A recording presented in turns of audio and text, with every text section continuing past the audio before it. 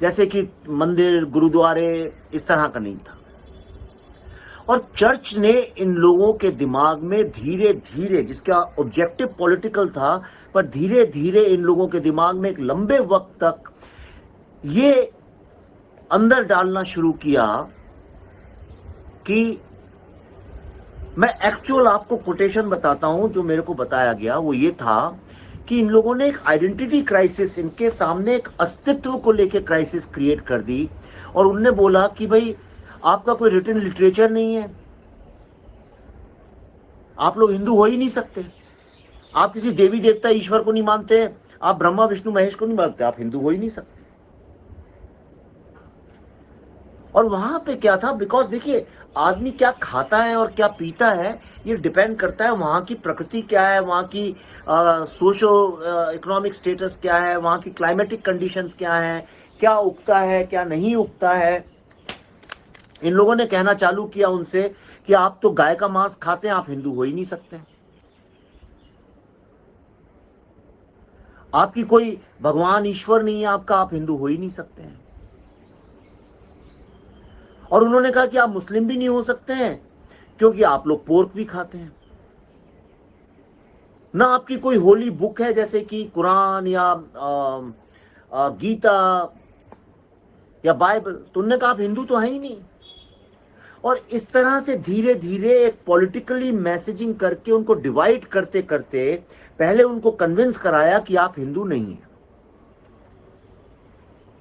और फिर उनको इस बात को लेकर कन्विंस कराया चूंकि आप हिंदू नहीं है इसलिए आप भारतीय भी नहीं है, you are not part of Bharat. और उनसे कहा आप भारत से अलग हैं, आप तो एकदम अलग आइडेंटिटी है आपकी, तो एथनिकल आइडेंटिटी है अलग से। और अगर भारत वालों को आपसे कुछ लेना देना होता तो अभी तक वो आपको हिंदू फोल्ड में ले आए होते, आपको भारतीय बना लिया होता अपनी तरह से, और आप गाय नहीं खा रहे होते, आप पोर्क नहीं खा रहे। और इस तरह से एक miss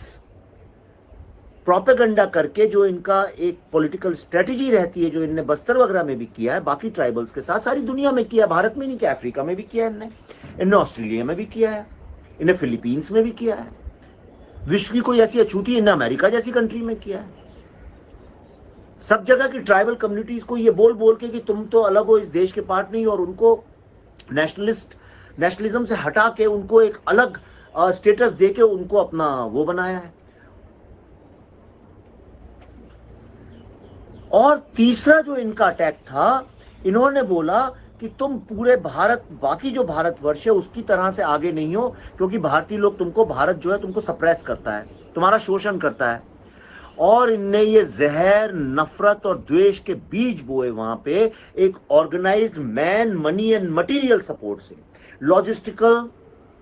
organisational and ideological support से, जिसके साथ पैसा भी जुड़ा हुआ था। और फिर इनने बोलना चालू किया कि भारतीय जो तुमको सप्रेस कर रहे हैं, Christianity will liberate you from this suppression. और उन्हें एक लिबरेशन थियोलॉजी जो है कि आपको भारत नाम का जो जहन्नुम है, भारत नाम का जो नर्क है, you will get liberation from this hello called Bharat. और ऐसे करके जो इतनी जनरेशंस आती गई, उन लोगों को भारत से अलग करने की, तोड़ने की पूरी कोशिश की। और उन्होंने बोला अगर तुम क्रिश्चियनिटी को अपनाओगे, इफ यू एम्ब्रेस क्रिश्चियनिटी, तो हम आपको एजुकेशन भी देंगे, हेल्थ भी देंगे, पैसे भी देंगे, खाना भी देंगे। और इन चीजों के लोभ में, इन चीजों के लालच में उन लोगों को कन्वर्ट करना चालू किया। उसके बाद सिर्फ इतना ही नहीं, अगर आप एक आदमी के अंदर जहर घोल दें, उसके अंदर विष भर दें और बदले में उसको पैसा, खाना, हेल्थ, एजुकेशन, कपड़े ये सब दें मुफ्त में, तो वो आपका धीरे धीरे आपका भक्त होने लगेगा। और सिर्फ इतना ही नहीं, इस जहर, इस विष, इस नफरत के साथ उनने इन लोगों को आर्म्स देना भी चालू किया, मतलब बंदूक, औजार, गोलियां। और आप धीरे धीरे देखिए, इंटरनेशनल फोरम्स जो थी, जो भारत का बुरा चाहती थी, जो भारत को नहीं चाहती थी आजादी के पहले भी और आजादी के खास तौर पे बाद,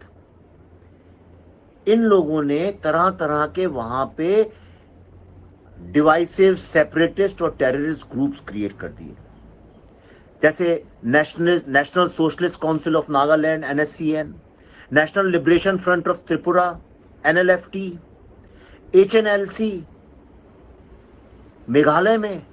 national Democratic Front Bodoland and NDFB, और ऐसे कई ग्रुप्स थे जिनका प्राइमरीली जिनका काम था सिर्फ कन्वर्जन, ट्राइबल्स को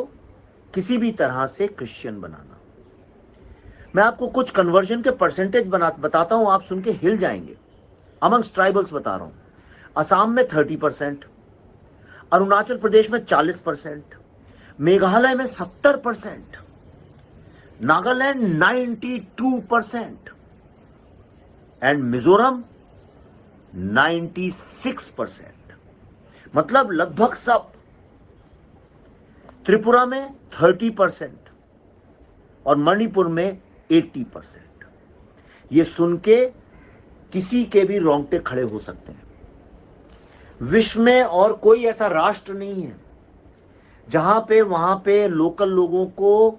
पैसा, मैं बार बार रिपीट कर रहा हूं, पैसा, कपड़े, logical support, ideological support, organisational support plus arms, ammunition, ये सारी चीजें विदेशी ताकतों के साथ मिलकर किया जाए। और चूंकि केंद्र में बड़ी कमजोर सरकार थी कांग्रेस की, जो खुद इसमें ही शामिल थी, जिसका ध्यान नॉर्थ ईस्ट पे था ही नहीं, वहां पे ये एक विधिवत तरीके से होता गया और उनको भारत से अलग करने की कोशिश की गई।